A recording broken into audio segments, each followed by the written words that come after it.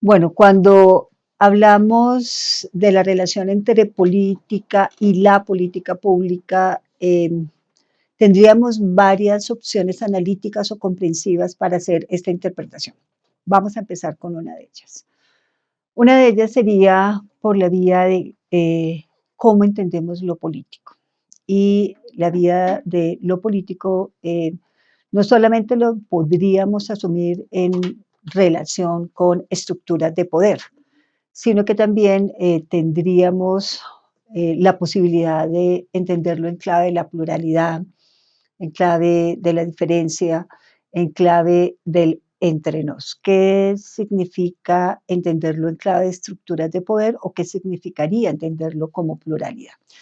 En el primero de los casos, las estructuras de poder podrían ser analizadas en esa relación de estructuras de subordinación. Sin embargo, ante cada subordinación también existe la posibilidad de la resistencia. Entonces, las estructuras de poder no solamente están dadas en clave de autoridad, sino que también están dadas en clave de posibilidades de hacer demandas, de hacer resistencia frente a prejuicios o frente a agravios que puedan llevar a que los individuos estén en condiciones de minoría. Si nos vamos con la comprensión de cómo entender lo político en clave de pluralidad, estamos refiriéndonos al entre nos, a la posibilidad del relacionamiento, a lo que denominan autoras como Judith Butler, la noción de la interdependencia, y es cómo necesitamos de los otros, cómo estamos dentro de una sociedad en la cual requerimos de la presencia de los otros. Esa sería una manera de entender lo político. Sin embargo, también creo que lo político tiene una clave muy importante en asuntos de ética y de moralidad. Lo político en estas coordenadas están vinculadas con la posibilidad de establecer la diferencia, la alteridad, la posibilidad de reconocer que las normas que nos establecen o que nos hacen posible compartir la vida con los otros están vinculadas con el reconocimiento, la diferencia, el respeto. Seguidamente tendríamos que decir que lo político también está de acuerdo, está vinculado con lo jurídico, y en este caso lo jurídico no solamente sería criterios hegemónicos o criterios relacionados con el orden de las disposiciones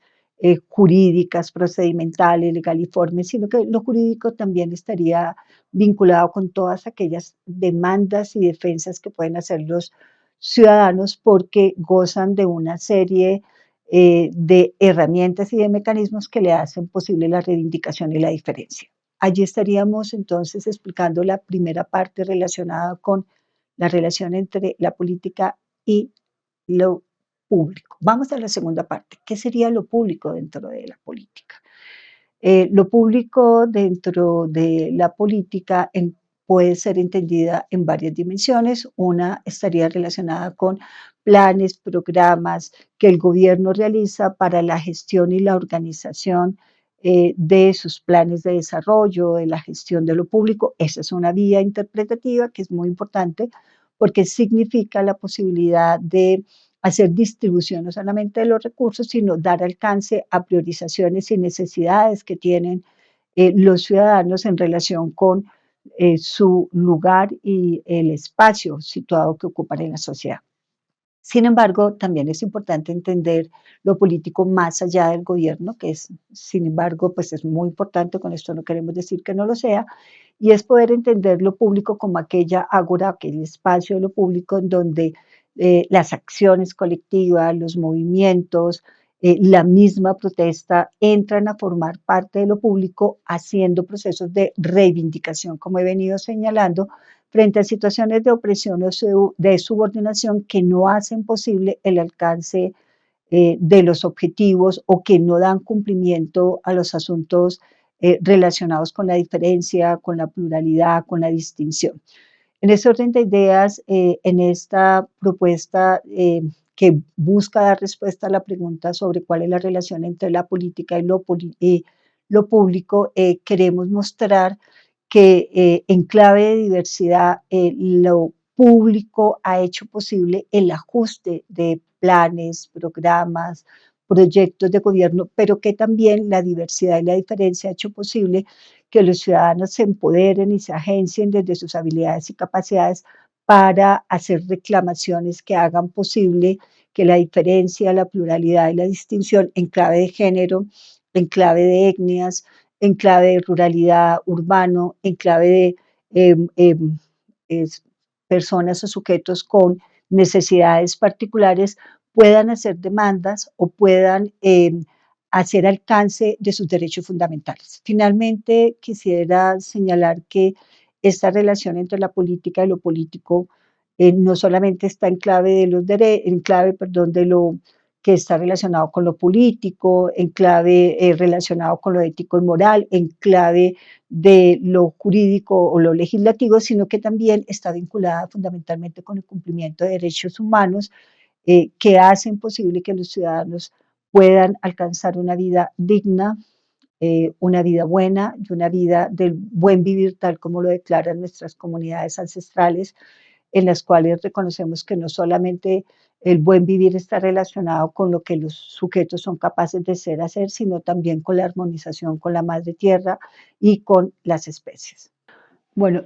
retomando esta idea que veníamos desarrollando sobre la política, lo político público y la política y lo público, quisiera retomar esta idea de las luchas por el reconocimiento, porque nos permiten mostrar cómo la diferencia y la diversidad han hecho posible que los sujetos luchen por ser reconocidos de distinta manera, uno en clave individual, pero también en clave grupal o de movimientos y acciones colectivas. ¿Qué significa pensar lo público atendiendo a una teoría del reconocimiento? Primero, implica reconocer al sujeto en su personalidad moral, en su carácter situado individual, en el cual el sujeto requiere en el orden incluso de la misma familia, que sería uno de los primeros niveles que se trabajan en una teoría del reconocimiento, y es que la familia sea capaz de reconocer en el sujeto sus capacidades y sus habilidades individuales, especialmente su sentir, sus modos de razonamiento, sus juicios de valoración. Cuando un sujeto en este plano de la familia o en esta esfera de los vínculos filiales no es reconocido en su plenitud, las teorías del reconocimiento señalan que los sujetos son capaces de agencia, de empoderamiento. Esto significa que tienen la posibilidad de hacer exigencias en el plano ético, moral y político eh, para que se atienda a un reconocimiento de su condición emocional, de su subjetividad política, de manera que la familia es como el primer espacio que reconoce las condiciones y las habilidades políticas de los niños, de las niñas y de los jóvenes. Esas serían una de las primeras esferas y quizás la esfera fundamental de esta génesis de la teoría del reconocimiento, si es el lugar que ocupa la familia para reconocer la pluralidad, la distinción y la diferencia. Hay un segundo plano de esta teoría del reconocimiento y es la esfera de lo societal que guarda un importante importancia y es porque en esta esfera ya el sujeto se reconoce como un ciudadano que está incluido en distintos escenarios en la escuela, con sus pares, con las mismas, con el barrio, con aquellas personas que hacen parte de sus círculos, tanto éticos cercanos como aquellos que son mucho más amplios. En esta esfera, las luchas del reconocimiento de los ciudadanos están dadas en clave de el reconocimiento a sus derechos cuando los prejuicios, los agravios, los estereotipos no permiten que el sujeto tenga un pleno desarrollo en los distintos escenarios en donde discurre su vida. En este orden de ideas, el sujeto puede hacer resistencia frente a todas formas de opresión, frente a las distintas formas de subordinación. Y aquí hay un componente que quisiera destacar y es que la forma de reconocimiento, la lucha por ser reconocido del sujeto, no solamente se queda en el plano del derecho, de una exigibilidad jurídica, sino que también entra a una exigibilidad emocional y esto significa que el sujeto hace uso de recursos emocionales y afectivos como la indignación para desde allí señalar aquellas formas de menosprecio y humillación que recaban sobre su subjetividad y que no hacen posible el reconocimiento y que frente a situaciones de humillación y de maltrato, él se agencia. Importante señalar que tanto en la primera esfera de la familia como en la segunda esfera, al sujeto se le entiende como un sujeto con sociabilidad política, un sujeto situado y que las situaciones de conflicto sobre las cuales él vive siempre se constituyen en posibilidades de resolución. De lo contrario, pasaríamos a entender, en lugar de ver a un sujeto con capacidad de agencia, a un sujeto subordinado y que está expuesto a distintas violencias sin que él pueda reaccionar. Tendríamos una tercera esfera, ya expusimos la familia, el componente de la sociedad civil, ahora vamos a una tercera esfera. La tercera esfera sobre la cual recaen estas luchas por el reconocimiento es aquella esfera en donde las instituciones del Estado, donde los distintos organismos encargados de hacer posible el cumplimiento de derechos fundamentales de los sujetos no dan cumplimiento a ello y al contrario se aumentan las inequidades y las desigualdades estructurales.